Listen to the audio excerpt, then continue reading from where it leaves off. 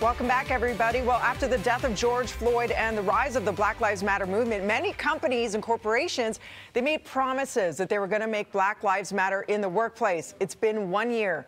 How have things changed? Have they changed? To speak to us about it, we welcome back Inclusion Strategist Karlyn Percil-Mercieca. Good to see you, Karlyn. How are you? Thank you, Dina. Good to see you. We just heard Donovan Bennett earlier this morning saying he is surprised and optimistic about the fact that this is a conversation that continued for 12 months. It's not just because we're here 1 year later. It has been an ongoing conversation. He believes this means change is finally happening, fundamental change. Do you agree?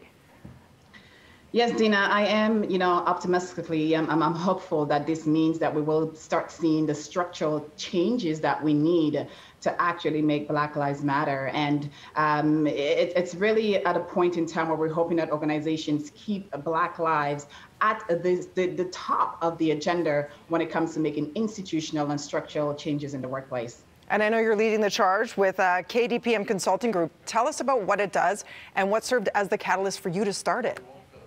Yeah, we are making our contribution, in a small way as we can. For me, Dina, it's very personal. I worked 20 years in the financial industry, 9 years in the Caribbean, 18 years here in Canada. Yeah. And I couldn't go to HR. HR was not a safe place for me. I did not have the privilege of actually taking my racial discrimination and macroaggressions in the workplace. So I had to carry that with me. So inclusion safety is something a lot of Black professionals don't necessarily have the luxury to experience. So for me at KDPM, Consulting Group, what we are working on is to really create psychological safety. A lot of organizations are talking about inclusion safety, but before we get there, what about the mental and emotional and the economic success of Black employees in the workplace? And this is a huge focus for us because we want to lead not just, looking at history and our trauma, Dina. It's important for organizations to also think about the future of the workplace and how they can prioritize Black lives in the workplace and also in our community and society at large. And you have an important roundtable happening this Thursday at 6 p.m. You said you want everybody and anybody who could be there to take part because it's all about having these conversations. Some people might not even be aware of the microaggressions or conscious of their own or even know what it is. And that's okay. That's why we have these conversations, is to learn and grow.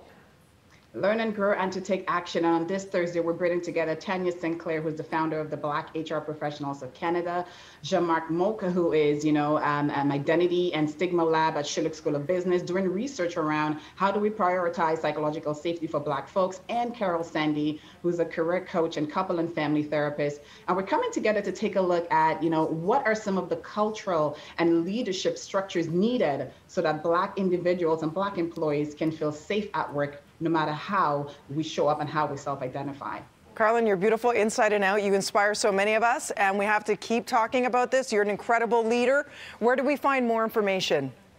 You can find more information on kdpmconsultinggroup.com and also follow me on all social outlets. And we're looking forward to seeing decision makers, CEOs, HR leaders, inclusion strategists in the workplace to show up on Thursday for this event and to look out for more on our research in terms of what's needed to truly make Black Lives Matter at work. Amen. Thank you so much. Thank you for making time for us today.